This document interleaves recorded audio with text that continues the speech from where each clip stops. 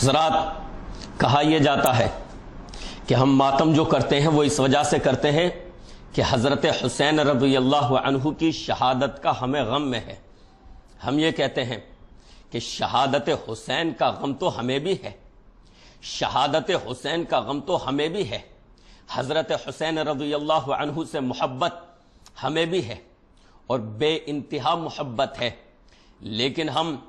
اپنی زبان سے کوئی ایسی بات نہیں کہتے جو رب کو ناراض کرنے والی ہو۔ آئیے میں آپ کے سامنے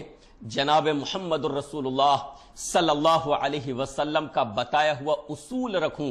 کہ آپ نے غم کی حالت میں غم کے اظہار کا کیا اصول بتایا ہے،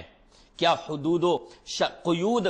اللہ کے نبی علیہ السلام نے متعین کیے ہیں۔ رسول اللہ صلی اللہ علیہ وسلم کے بیٹے کے بارے میں آپ جانتے ہیں کہ آپ کے صاحبزادوں کا تمام کا بچپن ہی میں انتقال ہو گیا، آپ کی بیٹیاں بڑی ہوئی، انہی بیٹوں میں سے ایک بیٹا، پھول جیسا بیٹا ابراہیم،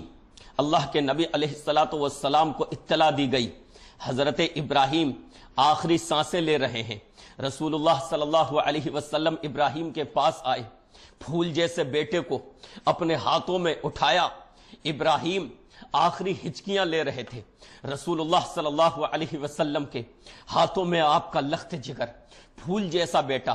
تو آپ کی آنکھوں سے آنسو بہنے لگے۔ عبد الرحمن بن عوف نے دیکھا تو کہا وَأَنْتَ یا رسول اللہ صلی اللہ علیہ وسلم، اے اللہ کے رسول صلی اللہ علیہ وسلم آپ بھی رو رہے ہیں۔ تو رسول اللہ صلی اللہ علیہ وسلم نے ارشاد فرمایا انہا رحمہ، یہ تو رحمت کے آنسو ہیں، یہ تو دل کے نرم ہونے کی دلیل ہے، یعنی غم میں آنکھوں سے آنسو نکل جاتے ہیں۔ اور اس کے بعد رسول اللہ صلی اللہ علیہ وسلم کی آنکھوں سے دوبارہ آنسو بہنے لگے، اور پھر آپ صلی اللہ علیہ وسلم نے ارشاد فرمایا اور وہ اصول بتایا، وہ سنہری اصول بتایا کہ جس پر ہم اہل حدیث عمل کرتے ہیں۔ رسول اللہ صلی اللہ علیہ وسلم کے بتائے ہوئے اس اصول کو ہم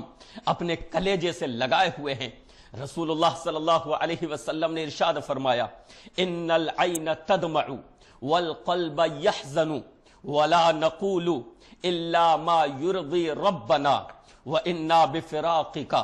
یا ابراہیم لمحزونون، رواہ البخاری۔ آپ نے ارشاد فرمایا آنکھوں سے آنسو بہتے ہیں، دل غمگین ہوتا ہے، لیکن ہم اپنی زبان سے کوئی ایسی بات نہیں کہتے جو ہمارے رب کو ناراض کرنے والی ہو۔ سنو، ہم اہل حدیثوں کا یہی موقف ہے، شخصیات کی وفات پر ہم کو افسوس ہوتا ہے، شہادتوں کا غم ہمیں ہوتا ہے، لیکن ہم اپنی زبان سے کوئی ایسی بات نہیں کہتے جو ہمارے رب کو ناراض کرنے والی ہو۔